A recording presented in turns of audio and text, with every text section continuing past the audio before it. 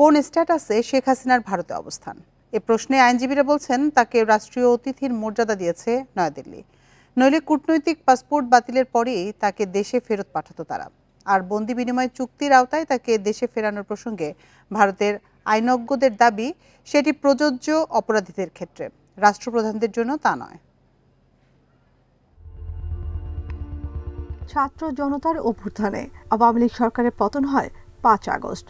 এরপর থেকেই ভারতে অবস্থান করছেন সাবেক প্রধানমন্ত্রী শেখ হাসিনা। বাংলাদেশের সঙ্গে সই হওয়া সংশোধিত ট্রাভেল অ্যারেঞ্জমেন্ট অনুযায়ী কূটনৈতিক বা অফিসিয়াল পাসপোর্ট থাকা ব্যক্তিরা একে অন্যের দেশে ভিসা ছাড়াই থাকতে পারবেন ৪৫ দিন। তবে শেখ হাসিনার ক্ষেত্রে সে মেয়াদও শেষ হয়ে গেছে ১৮ সেপ্টেম্বর।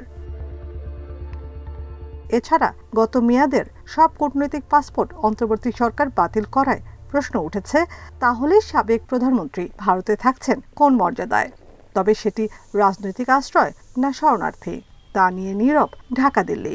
নর্মালি এটা হলো ক্যালেন্ডার ডে, কিন্তু বিয়ন্ড দ্যাটও কিন্তু থাকতে পারে না এমন কোনো কথা নাই। আমাদেরও অনেকেই বিভিন্ন দেশে থেকেছে পাসপোর্ট ছাড়া। আমরা কোনো আগ্রহ প্রকাশ করিনি এখন এই ব্যাপারে অফিসিয়াল।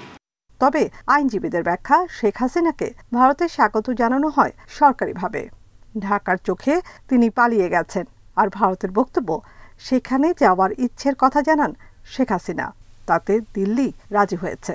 এসবই প্রমাণ করে সাবেক প্রধানমন্ত্রীকে অতিথি হিসেবেই দেখছে মোদি সরকার। ফলে ইন্ডিয়া যেমন তাকে রাখতে পারে না, তাকে আবশ্যিকভাবে অব্লিগেটরি যে তাকে ডিপোর্ট করতেই হবে, সেই যে বাধ্যবাধকতা আছে, ইন্ডিয়া সেই বাধ্যবাধকতা কিন্তু পালন করেনি।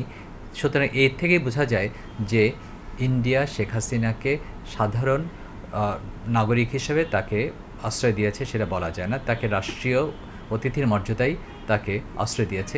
আইন অনুযায়ী যদি বিবেচিত হয়, শেখ হাসিনা ইন্ডিয়ার থেকে অন্য কোনো দেশে যেতে পারেন না।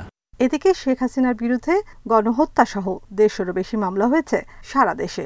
বিচার শুরু হলে বন্দি বিনিময় চুক্তির আওতায় তাকে ফেরত চাইবে ঢাকা। ভারতের আইনজীবী একে অসম্ভব বললেও সম্ভব বলছেন দেশের আইনজীবীরা। পেতে পারে না তো। সেই অর্থে রাষ্ট্রপ্রধানদের বিরুদ্ধে কোনো রকম চুক্তি নেই, কোনো রকম আইন নেই। যেটা বাংলাদেশের সঙ্গে ভারতের চুক্তি আছে, প্রত্যাপন চুক্তি, সেটা অপরাধীদের। যার শাস্তি ১ বছরের বেশি হয় তার ক্ষেত্রেই এই চুক্তিটা প্রযোজ্য হয়।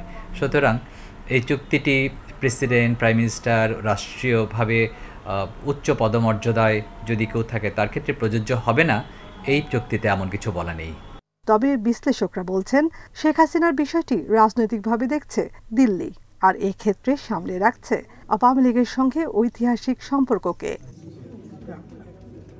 নাফিদা দুবলা, ইন্ডিপেন্ডেন্ট নিউজ, ঢাকা।